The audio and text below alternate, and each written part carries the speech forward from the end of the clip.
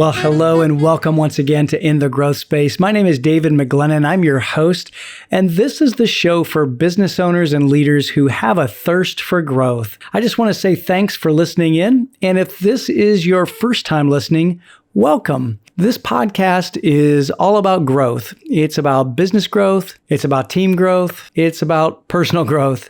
And on today's show, we're going to talk about how to build and grow and scale a business. And we're going to talk with a friend of mine, Kevin Trout, who fell into an industry and really grew his own business before selling it. But let me just tell you a little bit about Kevin first, and then we'll get into the conversation.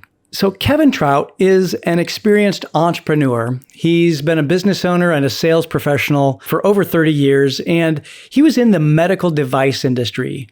Kevin was the founder and president of Grandview Medical Resources in Pittsburgh, Pennsylvania, and that was a specialty medical equipment distributor with an average annual growth rate of 23% per year. And then he sold his company in 2011. But now he is a Vistage Chair, and he's a coach, advisor, and facilitator for high-performing CEOs, executives, and business owners who have a passion to grow their businesses and enhance their lives. Kevin leads several CEO peer advisory groups who meet monthly to advise each other in a completely objective forum where world-class speakers and subject matter experts from across the U.S. regularly present half-day, in-depth explorations of C-level business topics. Kevin is also the host of the Three Rivers Leadership Radio Show on 101.5 FM here in Pittsburgh, and he interviews Pittsburgh's high-performing CEOs, business owners, and executives to learn about their backgrounds and leadership styles. The show airs every Wednesday, and it's also available as a podcast on the podcastpittsburgh.com site. Now, today in our conversation, Kevin is going to share something that I think is really profound. And I know that there are a lot of CEOs, a lot of business owners who get caught into what Kevin calls the CEO trap. And he's going to talk about the 4 phases of business. And he's talking and giving this analogy or this metaphor of shifting from first gear to second gear to third gear to fourth gear. And I really love this analogy. And he talks a lot about the challenge of getting out of second gear, going from second gear to third gear, and really paying the price to gain those exponential returns that every business owner is looking for. And really, at the core of that matter, it's really important to have others to help us look at an issue and to be able to process an issue. And that's exactly what Kevin and his Vistage groups, his peer groups, do. The culture conversation with Kevin also is really good. And of course, Kevin really sings from my song sheet. So we're super aligned on culture. He's a great leader. He's a great coach. And this is an amazing conversation. So let's get into this great conversation with Kevin Trout right now. Well, hey, Kevin, welcome to In the Growth Space. Really excited to have you here. I know this is going to be a fantastic conversation. Hey, thanks for having me, David. I appreciate the invitation. I'm looking forward to chatting. Yes, of course, of course. Why don't we just start off by telling the listeners a little bit about how you got to where you are today, kind of a little bit about your business and your growth journey. Wow. So quick story. I fell into medical equipment sales right out of college, more or less. And I spent my entire career, my formal career in medical sales. Quick story. I got a phone call from a fraternity brother one day. So what are you doing? I said, nothing. You guys want to make $50? I said, sure. And so we'll drive over to Youngstown, Ohio, to St. Elizabeth's Hospital, meet my boss in the loading dock, and give him your car. He's going to give you a truck with medical equipment in it, bring it back. We're going to take it to the hospital. I said, yeah, for $50, I'll do that. Sure. So I met his boss in the loading dock. And that's about an hour and a half drive from Pittsburgh. And he says, hey, are you a friend of Dave's? I said, yeah, we're fraternity brothers. He goes, well, we need another employee in Pittsburgh. If you want the job, it's yours. That was my entire interview. And that's how I got my first job. Oh and gosh. I spent 11 years with that company, helping it grow up to $124 million a year in sales. I was promoted 4 times in the last 5 years with the company, ended up being in charge of the whole East Coast as regional manager.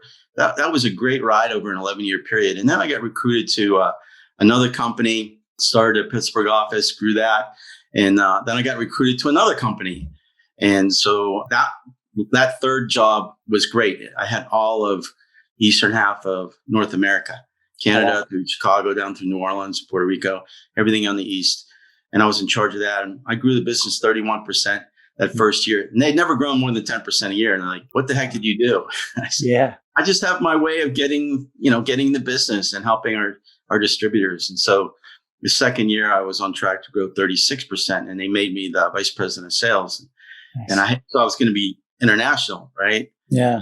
I said, great. 6 months later, they said, oh, by the way, you have to relocate to Tulsa, Oklahoma, which is where the home office was. I said, I wish you would have told me that before I took the job. But it really came down to I didn't want to relocate. I wanted to stay in Pittsburgh. So after those 3 companies, which made up the first 15 years of my career, I chose to start my own company so I could stay in Pittsburgh, where from Pittsburgh, my wife is from here and our family's from here. So we decided to stay. So 1996, I started Grandview Medical Resources. And from there, grew it over a 16-year period up to 14 million in sales.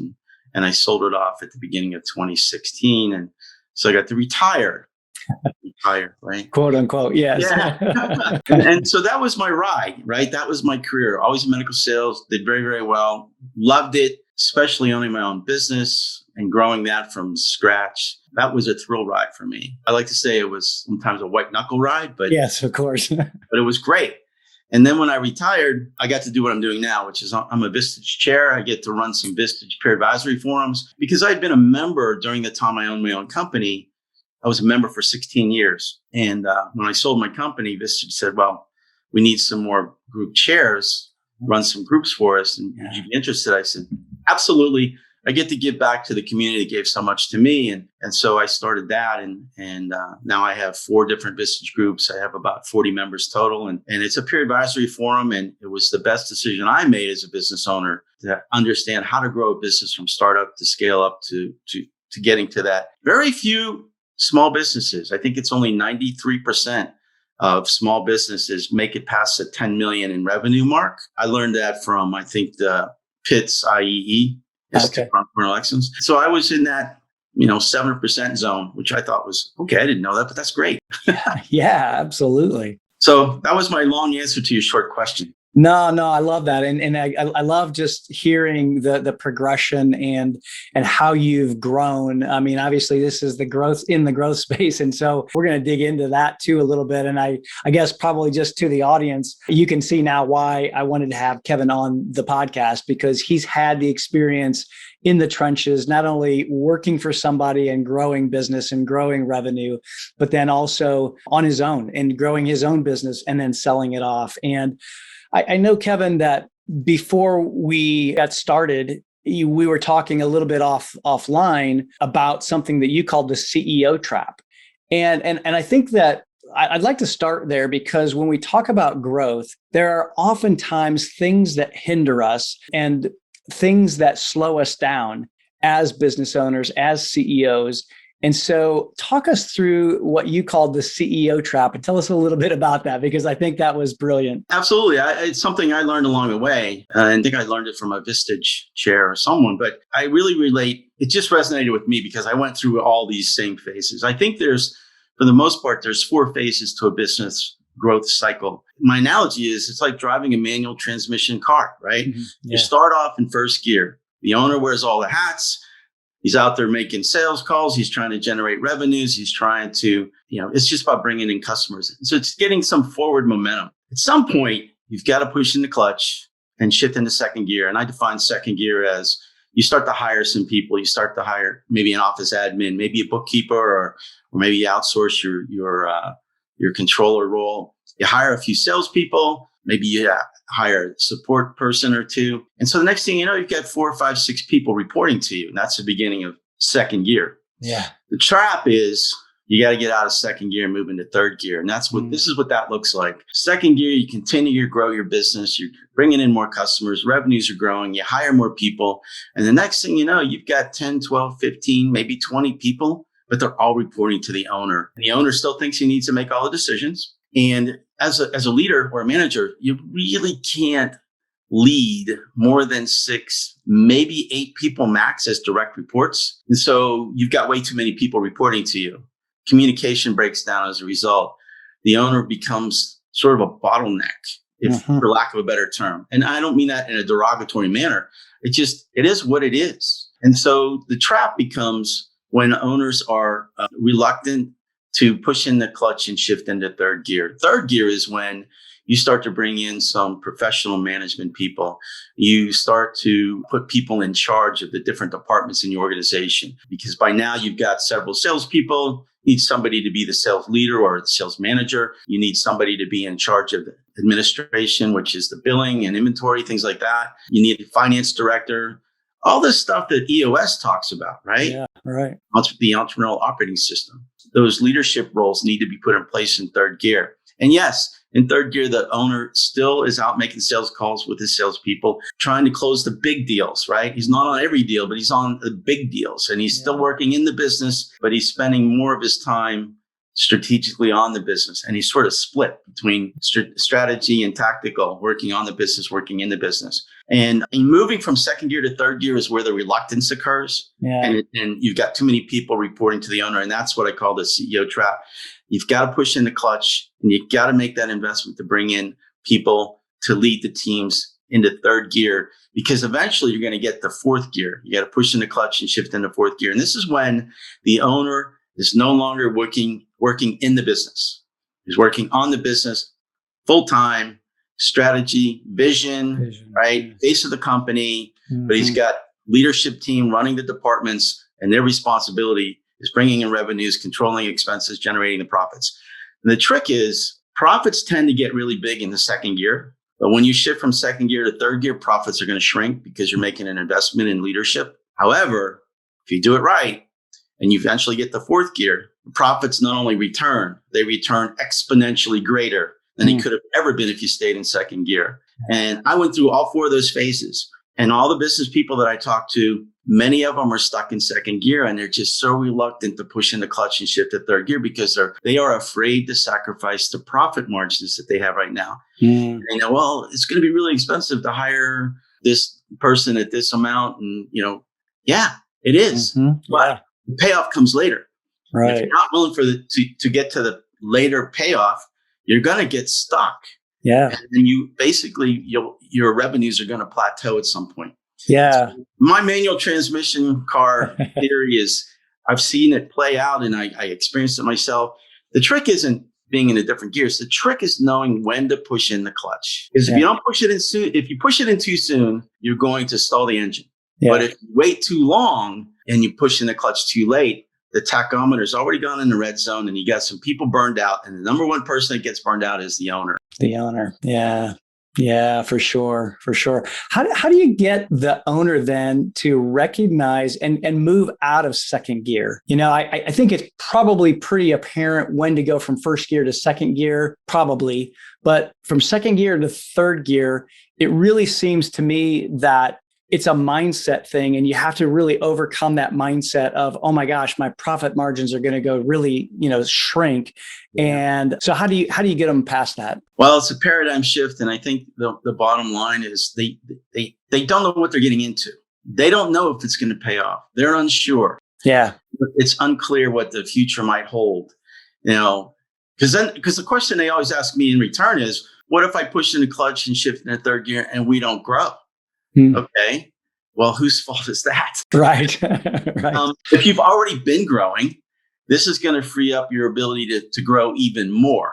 Yeah. If for some reason you've been growing and you shift into third gear and your growth stops, you must have hired the wrong people, or you're trying to execute on a strategy that's not going to work, or your strategy is good, but your execution is imperfect. Sure. And so it's about diagnosing what's holding you back when you're in third gear to continue that growth. And rest assured, this is how most businesses do grow and get into fourth gear. You're going to have to sacrifice the profits in the third gear. Their biggest fear is, I don't want to lose the profits. Well, really, if you want to get the fourth gear where your profits are exponentially greater than they could ever be in second gear, you've got to make this investment and play the long game. Or as Simon Sinek, I love Simon's book, The Infinite Game. Absolutely. You got to play the infinite game. No doubt about it. Man, I'm glad you brought that up too, because I think that I so agree with you. And I think that it's really having someone to help them diagnose that third gear. And like you said, I mean, there's either something that went wrong in the strategy, or it's not quite right, or maybe their processes are not perfect yet, or not firing on all cylinders, to use your automobile analogy. But yeah, so how is it then that when you go, well, actually, let's just back up for a second here. So getting to third gear, how important is it then to have somebody help them and help them to get from second gear to third gear, some outside? I mean, you're involved in peer groups, and you've been involved in peer groups for a number of years. How important was that to you in your own business growth? Oh, it was incredibly important. Joining a Vistage Chair advisory group of other small business owners like myself, single best decision I made. Second best decision was to get into my trade association, and I served on the board and I became a president. You get out of it what you put into it. I put a lot into it. I got a lot out of it. But Vistage was the number one and most important thing, because I got to sit around the table with other business owners like myself in different industries, and we shared best practices. We processed difficult issues. I learned so much, not from processing the challenges I was being faced with, but by processing the issues other members were having trouble with. Because I remember so many of the issues were like, wow, I haven't been hit with that yet, but I believe it's just a question of time. Right. And sure enough, some of those issues I did get hit with later on down the road, but I was much better prepared for it because we'd already processed the issue for someone else. And I had some great perspectives. And the Vistage Peer Advisory model, you'd be surprised at how diverse the perspectives are on every issue that we process, which is good. It's a good thing because it helps us see things from different angles, right? And somebody usually nails it with like the absolute perfect thing, right? And it's never the same person. And as soon as we hear it, we go, oh my gosh, never thought of that. Yeah. So it expands our perspectives. It expands our ability to think outside the box and look at things from a different angle. And really, ultimately, when we're done processing someone's issue, we don't tell them what to do. We ask them, based on what you heard from everyone around the table, what do you think you're going to do? And that's where it really plays out as well. I heard this, and this, and those are the things I'm going to do. Great. Yeah. What are you going to do it by? Because next month we're going to ask you. We're going to ask you. We're accountable to move forward on the really difficult decisions that they're faced with. Yeah. And I would have to say 90% of the time when they came back the next month, they say, the decision that you helped me make was absolutely the right decision because it went so well. 10% of the time they'll come back and say, well, I didn't pull the trigger yet. Okay, what got in the way? And do we have another issue to process? So we really nudge people forward in getting things done and making the right decision for themselves, for their business, for their community, for their family. All of those things play a part, right? But it's that diverse perspective that you don't have to go it alone. Yeah, right. It can be lonely at the top if you try to do it by yourself. Yeah. And if you try to do it by yourself, you're probably not going to get it right. Yeah, exactly. You don't know everything you need to know.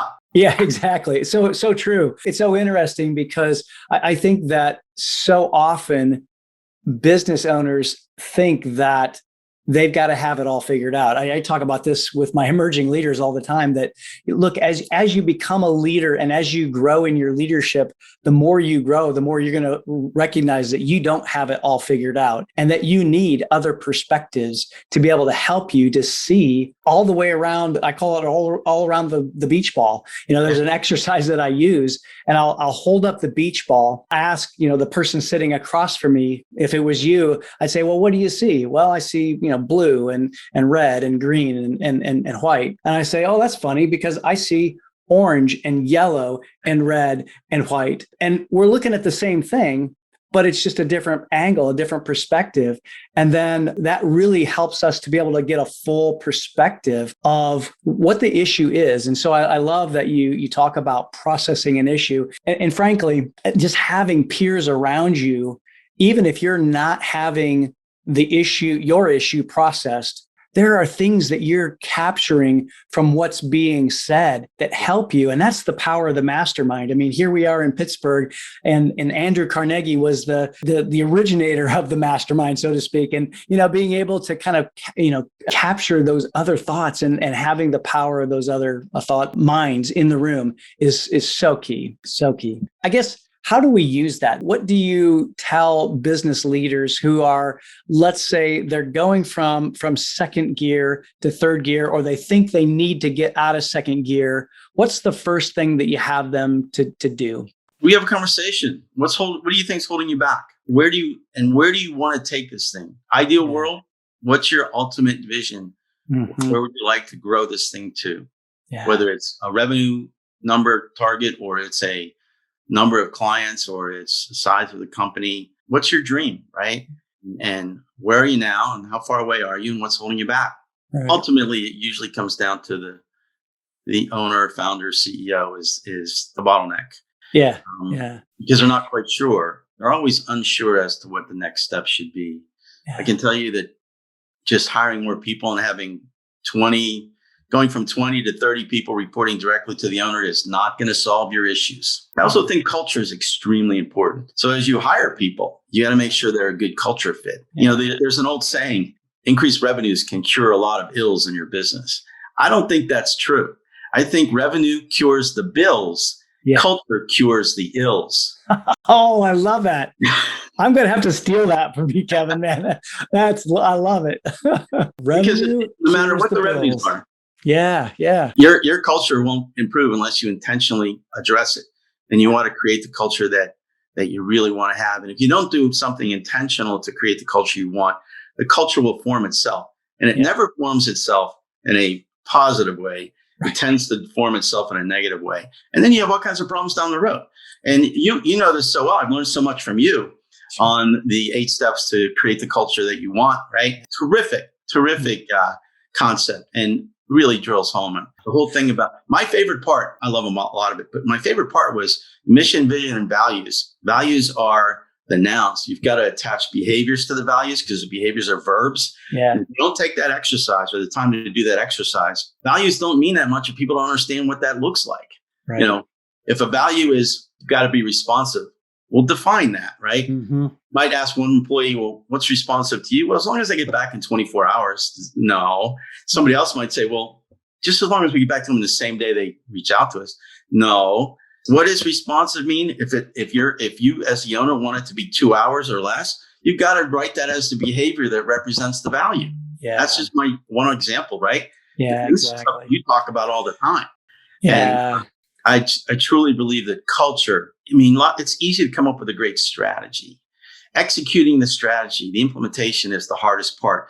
And not having a good culture will destroy the efforts of implementing whatever strategy, right? The implementation, it just gets eaten alive with a bad culture. So you've got to have the right culture and the right strategy. And that makes the implementation 1,000 times easier.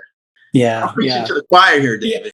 No, you are, but I love it. I absolutely love it. And I think, coming back to your analogy and using the shifting analogy, first gear to second gear, I really believe that it being intentional in that first gear and second gear phase is crucial to being able to take it from second gear to third gear. Personally, my opinion is if you're in second gear and you haven't really defined your culture, it's not going to help you to go into third gear. I really think you need to have that defined right in second gear if you haven't already in first gear. Absolutely. I totally agree with you. Yeah. That's the time spot. Yeah. And I think that, too, when it comes to culture is the thing that will multiply. When we get into fourth gear, that's going to even just create that exponential multiplication of profits and growth in a way that probably you can't even fathom right now. But it's so important. The other thing I was going to say about culture too, especially as it regards to the business owner, because you said something that I think is really important, and that is that you can be the bottleneck. If I'm talking to you right now and you're the business owner, you can be the bottleneck. You also can be, if you have a crappy culture, you got to look in the mirror because, and as harsh as that sounds, you got to look in the mirror. If there's a crappy culture, if the culture, even if it's not crappy, if it's good, but it's not world class, you still have to look in the mirror because the business leader and the leadership team are the ones who are driving culture. And if you're not driving it intentionally, it's being driven for you. And so if it's going to be that big of a deal at the end of the day, why not drive it intentionally? So I'll get off my soapbox here now. I know I'm preaching to the choir too, but man, you brought up a great point. Yeah, no, one of the leading indicators of a culture problem, I think, is a high turnover, employee turnover. Absolutely. It's more than 30% a year. That to me is a clear indication of a failure of management. Yeah. They have not created the culture that's necessary to engage people, Yeah. or their hiring process is flawed, or they're hiring the right people, but they're not onboarding them. Onboarding tends to be the weakest link in the chain of events. Yeah. And so if you're hiring the right people and you're onboarding them properly and they still leave, you got a culture problem. Yeah. Absolutely. Yeah, totally agree. Totally agree. Hey, I want to shift gears on you for just a second, Kevin, because we've been talking about business growth and, how we accomplish that and what some of the things are that get in our way, shifting gears from first to second to third to fourth. I love that. What's been your biggest growth in your career, in your life? Like what's driven that for you? Well, falling into medical sales and realizing that the technology we were supplying saved lives, that really thrilled me. I really got a great deal of sense of accomplishment and value out of the work that I did. Yeah. And it was a lot of long hours. And so I spent my entire career in medical devices, but learning how to be a business owner and really understanding how to become a much better leader, right? I was one of those guys, right? My promotion from being a top producing salesperson into my first management role is very similar to getting that first job, right? Sure. Hey, if you want the job, it's yours. So being promoted into a management position was like, wow, you've done really well in sales. We're going to make you a manager. And that was the extent of my management training. And I was like, okay, that's great. Now I got to figure this out. And so I've read a lot of books. I'm an avid reader. I've read hundreds of business books, and leadership became in my pet passions, for lack of a better term. I'm always looking to learn from other leaders. And I'm one of those guys that just like, when I was younger, I said, I know that I don't know everything that there is to know, and everything I need to know. I want to continue to get better. Yeah. And I want to be able to have people that work for me that are motivated and empowered. And how do you do that? I've learned a lot about how to really lead people, not manage them, but lead them. There's a difference. Yes, there is. A better leader versus being a manager, to me, I think that really motivated me. I've had some wonderful employees working for me. They have gone on and their careers have just exploded. They've done really well. And I am so thrilled and happy to be the guy that said, I can say, hey, I was their mentor, right? I had a mentor, the first guy that hired me on that loading dock. He was my mentor for 11 years, and he was a great leader. Yeah. He was a great leader. And I try to emulate how he ran things, right? Yeah. And I've worked for some other managers they had no business being in management. That whole micromanagement thing. Oh yeah, it never works. I don't know why managers think that's the right way to manage people. That's the way to go. Yeah, exactly. It doesn't work. They're right. Exactly. No, it doesn't. It doesn't. Gosh, I love that, because the two things that you said really is it connected really back to your why. I mean, when you start talking about what led to your growth, and it was doing work that meant something to you, that you felt like, gosh, this is going to help save lives. It's going to improve lives. I mean, and I think there's no better way to experience growth than to really be connected to your why. And I absolutely love that. And then you also talked about having a mentor. And I think that one of the things that you do very well, Kevin, is you are that mentor, and that in the Vistage Chair role, but outside of that too, you're a mentor to others because you value people. And I think that valuing people and being a mentor, but also seeking out a mentor, is a key to growth. And I hope that people caught that, because that I think is huge. And if you don't have a mentor, you got to seek one out. If you don't have a coach, you got to seek one out. If you don't have a peer group, call Kevin. I would say most every really successful, high-powered executive has had a coach. Yeah. And just like professional athletes, they all have coaches that got them to the level that they are. Absolutely. It's hard for them to make it to the major leagues without having a coach or coaches along the way. Right. And I think the same thing applies to business. If you want to be a high-powered CEO, high-powered executive, you're going to need a coach along the way, just to help you get better and better and better. Yeah. And that's really what it's all about. Right. No matter how good we are, we want to keep continuing to grow personally and professionally. And that's what Vistage really delivered for me. Yeah. Yeah. I totally agree. Grow my business. Yeah, I totally agree. Well, and I think that I love the analogy with professional athletes, because the greats, the superstars, the Michael Jordans, the Kobe Bryant's, all of the greats are wanting to continue to improve.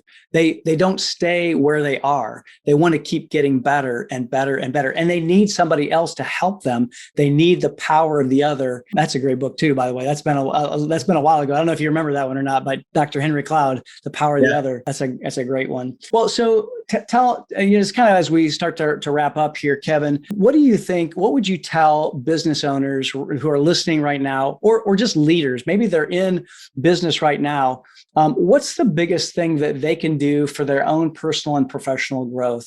Never stop learning. Never stop learning. Love that. Leaders are learners. Yes. Leaders are readers, right? Yes. Yes. I think reading books, attending seminars, joining a peer advisory group or forum, it will never be a waste of time. You will always get nuggets of wisdom that you can apply in your own life, in your business, in your career. And as long as you continue to take in that type of information, that type of wisdom, and you apply it, you're going to continue to get better. It's when you stop listening to others and you stop reading, or you stop going to training seminars, or you stop being part of any type of collaborative group. That's when you stagnate. To me, honestly, as old as I am, when I stop learning, I'll be bored. Exactly. Boredom doesn't sit well with me. So I've got to continue to learn. I am thrilled with the speakers that we bring in. I learn so much from them, and I know my members do too.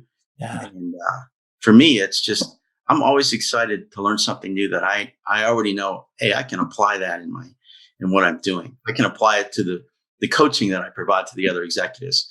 I'm at that point where I've been there, right? I've been through this whole process. Sure. And my why now, or my thrill now, is to really help other business owners and business leaders. Just, hey, you don't have to make the same mistakes I did. Right. I'll have to do that. It's funny because I had another business owner on a few weeks ago that said exactly the same thing. Hey, I can tell you, the 25 ways that don't work. So learn from me, learn from my mistakes. I love that. Shout out to John Johnson. Oh man. No, I love that. And I love the fact that you talked about reading, because I think that is a huge passion. It is a huge passion of mine. And so I'd love to learn from you. What are one or two books that you're reading right now, or maybe one or two that you've read so far this year that you felt were really great? Because I'm always wanting to learn from the people that I have on the podcast too. There's two books that changed my life, and I read them early on. Thankful that I did, because it was a paradigm shift for me. And I think that the two of them together led me to be one of the most successful salespeople in the organizations that I was with in those three previous companies, and helped me with growing my business. 23% a year was our average annual growth rate. The first one was When I Say No, I Feel Guilty by Dr. Manuel Smith. And that's all about assertiveness training. And it's how to deal with irate customers. It's conversations that never escalate into anything derogatory or screaming matches. It's how to de-escalate and then really get through the conversation to a consensus or something like that. Yeah. And it's a great book. It was written in the late 70s, but it's still one of the definitive books on assertiveness training today. When I read that, I was never worried about dealing with an irate customer again. Taught me how to turn it around, being a bad situation into a good situation. And that was great. Second book was Marketing Warfare by Al Reese and Jack Trout. That talked about the 4 marketing strategies or sales strategies that most people aren't aware of. Everybody thinks that in sales, you're either on offense or defense, right? Yeah. The defense, you're protecting your customers from your competition, or if they're your competitors, the customer, you're on the offense because you want to steal them.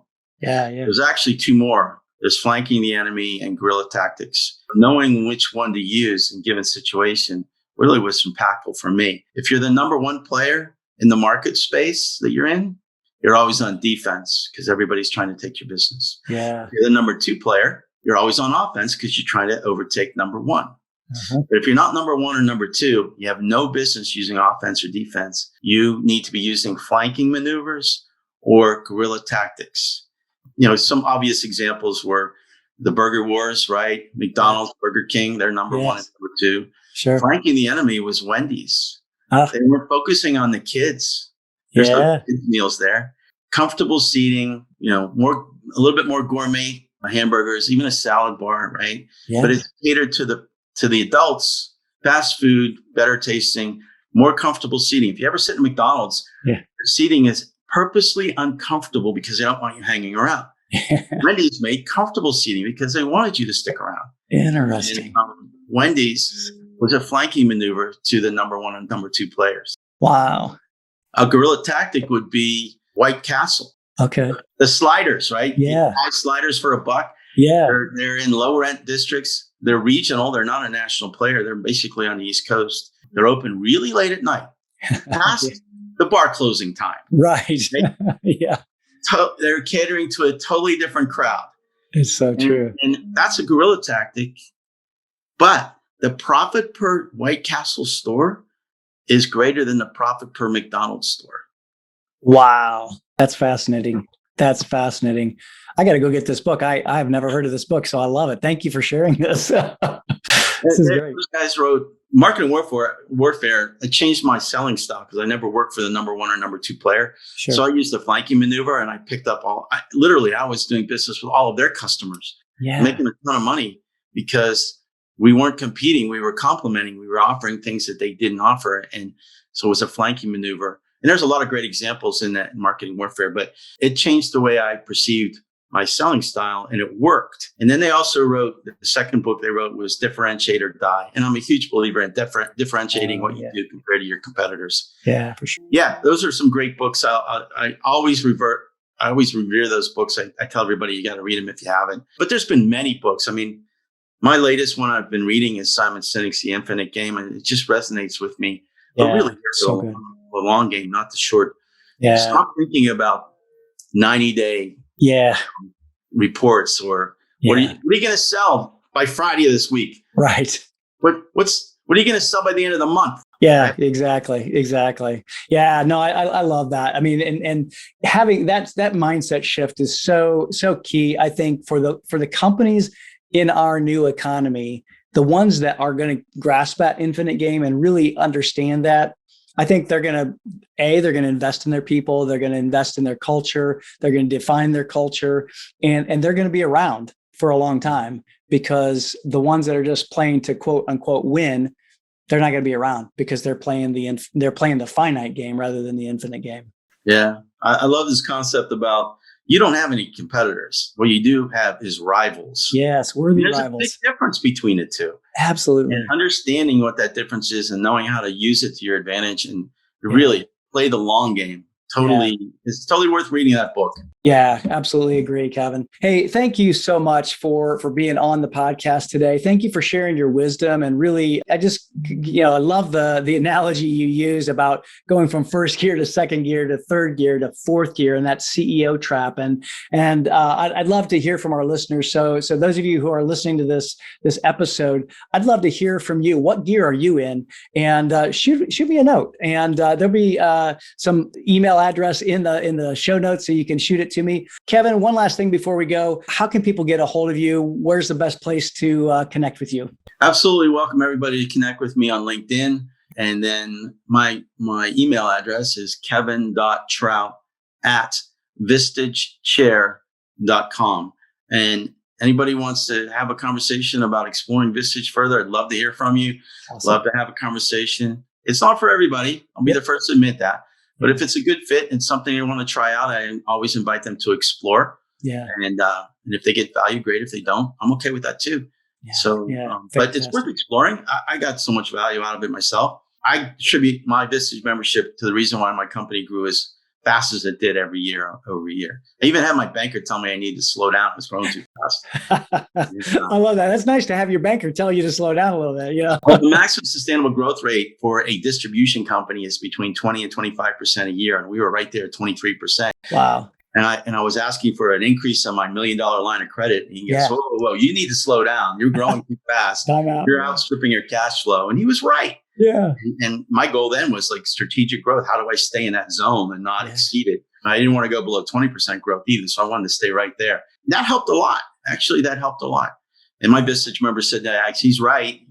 He's got a really good point. And Vistage helped me maintain that. So for those of you who are listening, I mean, Kevin is dropping just nuggets of gold all the way through this podcast. And so I hope that you'll reach out to Kevin. We'll make sure that we have his email address in the show notes, and of course, his LinkedIn, a link to his profile in the show notes as well. Kevin, thank you so much. I appreciate your generosity of time, and thank you for our friendship. It's been fun to have you on the show today, and also just to be able to have you as a mentor from afar. I really appreciate it. Thanks, David. I appreciate our friendship, and you've come and spoken to several of my Vistage groups, and they still talk about your presentation on culture. Oh, They're cool. still talking about you. That's awesome. That was a year ago. Yeah. Thank you. That's awesome. Thanks for sharing that. I really do appreciate it. And hopefully someday I'll get a chance to come back and maybe facilitate a conversation further. So yeah, I love it.